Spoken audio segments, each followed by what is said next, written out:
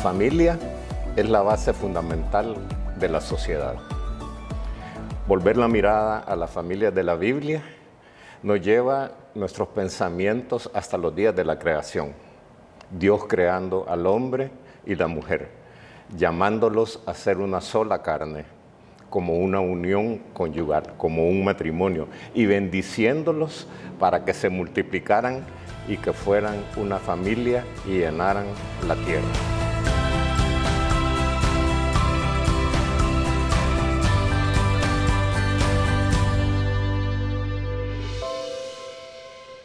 Este día iniciamos la serie de estudios basados en la familia, las familias que podemos encontrar en la Biblia o algunas de las familias que podemos encontrar en la Biblia. En la Biblia encontramos varios matrimonios, historias de varios matrimonios y de familias, pero cada uno con su propia personalidad, con su propio carácter, con sus propias actitudes, sus propias decisiones, algunas en obediencia a Dios, otras apartadas de los mandatos de Dios. Encontramos una variedad de familias con sus éxitos, con sus fracasos, sus buenos tiempos, tiempos de alegría, tiempos de gozo, pero de igual manera también encontramos, aún en la misma familia, encontramos tiempos en que hubo problemas, tiempos que no fueron tan buenos, que quizás hasta podríamos decir tiempos que fueron malos, y así encontramos también entonces ejemplos de las tomas de sus decisiones y también de sus errores. Las vivencias de estas familias nos pueden ayudar a mejorar nuestra relación matrimonial.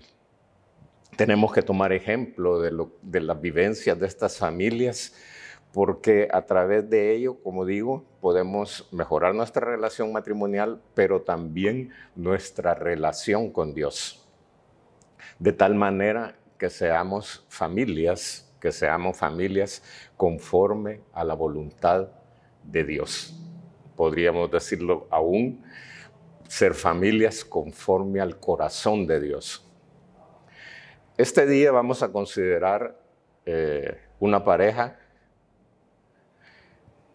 que fue escogida por Dios, la pareja de José y María. La pareja de José y María. Ellos fueron escogidos con un propósito divino. Ellos fueron escogidos con un propósito único, ser los padres del Mesías, ser los padres del Mesías. O sea, ellos fueron escogidos dentro del plan eterno de Dios para la salvación y la vida eterna. Jesús de Nazaret, Hijo de Dios, dejó su trono y tomó la forma de hombre para venir a la tierra y poder así cumplir el plan de la redención que estaba establecido desde los principios de la creación. Ahora, podemos ver que Jesús, aunque tomó la forma de hombre, siguió siendo 100% Dios. Y este 100% Dios lo podemos ver por la obra del Espíritu Santo en la forma en cómo fue engendrado. Pero también vemos que fue 100% hombre, ya que fue nacido de una mujer. Fue nacido del vientre de una mujer virgen. ¿Quién era esta mujer? María. Conozcamos algunas de las cualidades que Dios dio o Dios vio en estas parejas o en esta pareja para darles el privilegio de ser los padres de Jesús. María, la madre de Jesús, hombre. María, la madre de Jesús, hombre, y José, su padre adoptivo.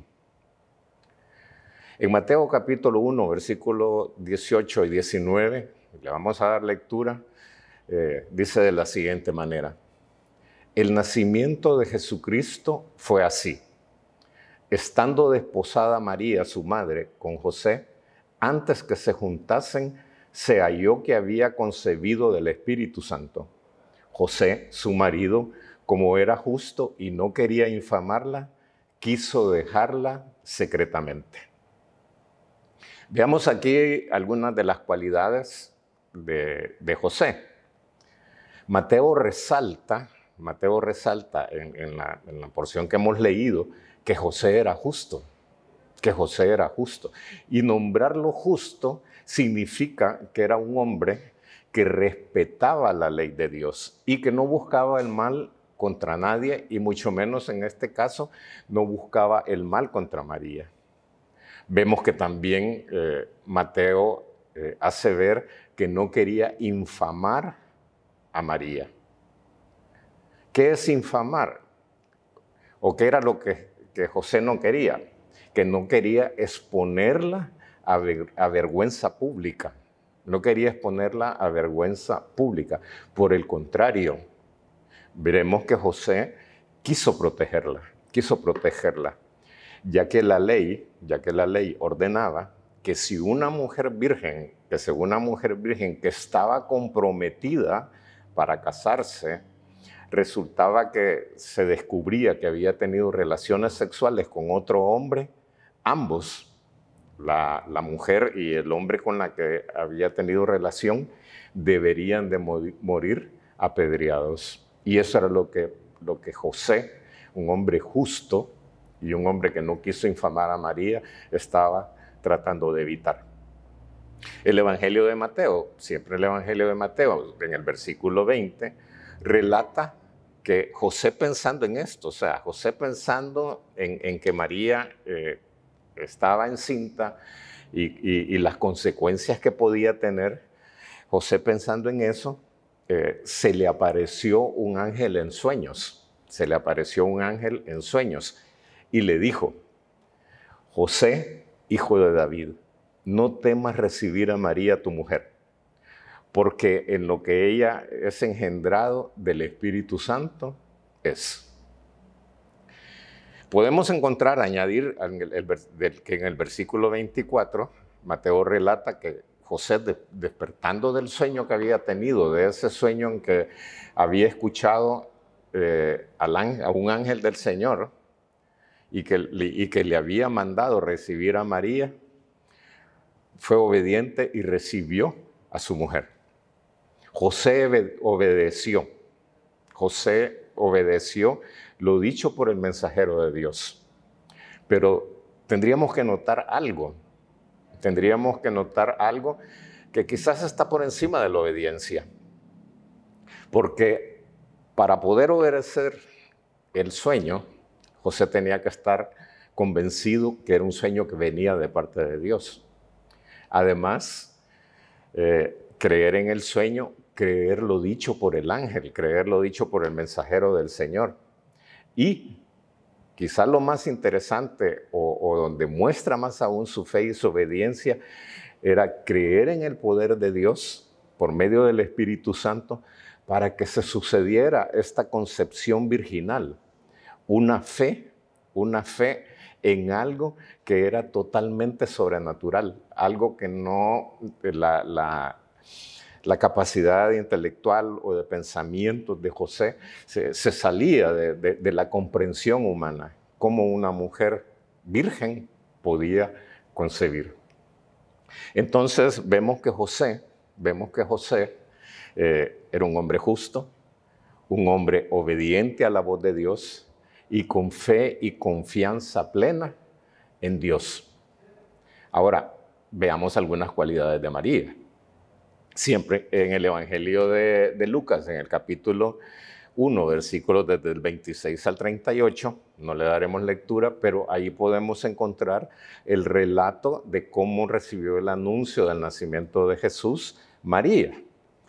Haremos notar nada más algunas de las cualidades que encontramos en este anuncio y que reflejan el carácter, la fe de María.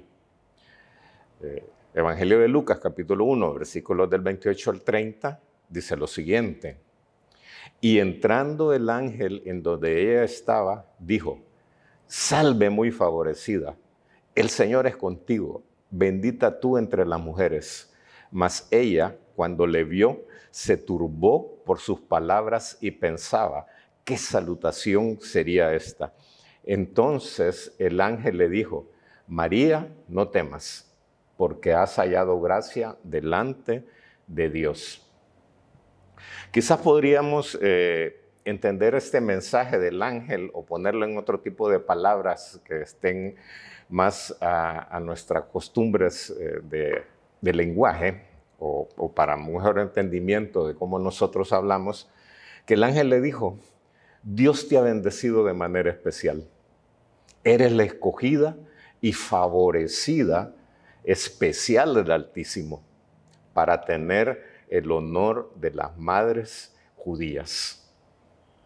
Vea, las mujeres judías habían deseado desde hace mucho tiempo, por medio del entendimiento de las profecías que habían acerca del nacimiento del Mesías y las profecías que tenían que ver con una virgen concibiendo un hijo, las mujeres judías deseaban, anhelaban ser esa mujer. Y el ángel entonces le dice a María: tú eres esa mujer. Tú eres esa mujer que el Altísimo ha escogido para poder engendrar en tu vientre a Jesús, al Mesías. Tremendo privilegio que Dios le estaba dando a esta mujer. Pero también tenemos que entender lo que dice en el capítulo 1, siempre de Lucas, versículos del 31 al 32, que el ángel le dice: y ahora concebirás en tu vientre y darás a luz un hijo, y llamarás su nombre Jesús. Este será grande y será llamado Hijo del Altísimo, y el Señor Dios le dará el trono de David, su padre. Vea que en el anuncio ella se da cuenta que realmente el ángel está diciendo que ella va a ser la madre del Mesías, la madre de Jesús, la madre de aquel que iba a recibir el trono de David, tal como estaba profetizado. Ahora, todo suena bien hasta acá, pero se necesitaba de una mujer que tuviera mucha fe y obediencia, dispuesta a atender el plan de Dios, dispuesta a esperar que se cumpliera el plan de Dios por medio de ella, porque ella estaba consciente que no estaba casada. Por lo tanto, estaba consciente de que al resultar embarazada o encinta, tendría que enfrentar muchas dificultades. Sin embargo, la respuesta de ella fue Lucas capítulo 1, versículo 38. Entonces María dijo: he aquí la sierva del Señor, hágase conmigo conforme a tu palabra. Y el ángel se fue de su presencia. Vemos cómo María actuó con fe y en obediencia, a pesar del riesgo de morir apedreada. Pero vemos que ella obedeció y le dijo: que se haga conforme a tu palabra. José y María comprendieron y aceptaron el plan de Dios para sus vidas. Estuvieron dispuestos a cumplir la voluntad del Señor, aunque esto pudiera significar riesgos grandes, problemas grandes, situaciones difíciles, momentos difíciles, pero estaban seguros por su fe, por su entrega que tenían hacia la voluntad de Dios. Estuvieron dispuestos a aceptar pasar esos momentos difíciles. Esto representaba entonces, como digo, un riesgo grande, un embarazo antes del matrimonio, sujetos entonces a críticas, sujetos a rechazos, sujetos a la murmuración, tanto de su familia como de sus vecinos, como de cualquier persona que se diera cuenta de la situación que ellos estaban viviendo. Sin embargo, ellos aceptaron la voluntad de Dios y siguieron el plan de Dios, tanto para el plan de salvación como el plan de Dios en ese privilegio para su vida. Quiero aclarar que José y María no tenían una posición social o económica que fuera importante o que fuera relevante dentro de la sociedad en que vivían. Eran personas comunes, pero con valores espirituales muy altos, con voluntad de aceptar los planes de Dios. con voluntad de aceptar los planes de Dios, con mucha fe. Y recalco esto porque entonces podemos ver que Dios elige hombres y mujeres con limitaciones y debilidades. Dios escoge hombres y mujeres con limitaciones y debilidades, pero con el deseo de obedecer, con la voluntad de aceptar el plan de Dios sobre sus vidas. Gente dispuesta a cumplir con los propósitos divinos. Tomando este ejemplo, podemos aprender que cada matrimonio y familia debe desarrollar convicciones firmes. Y mencionaremos 4 puntos del tipo de convicciones que deberíamos de estar dispuestos a cumplir en nuestra vida.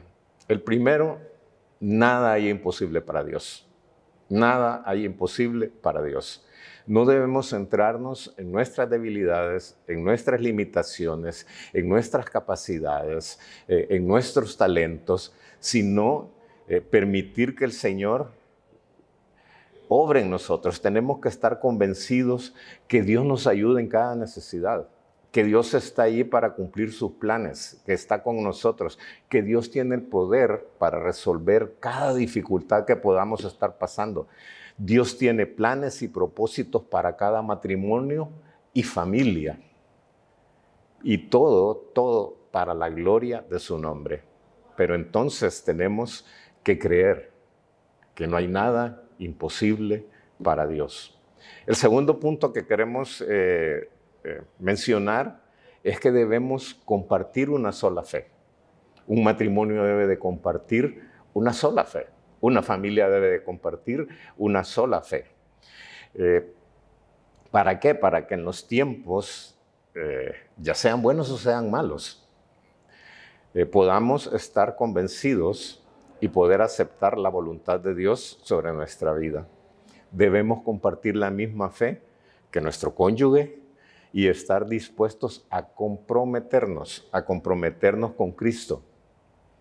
Una pareja debe estar comprometida con Cristo, manejando la misma fe, pero también debemos de comprometernos el uno con el otro, comprometernos el uno con el otro, tanto el hombre con la mujer como la mujer con el hombre,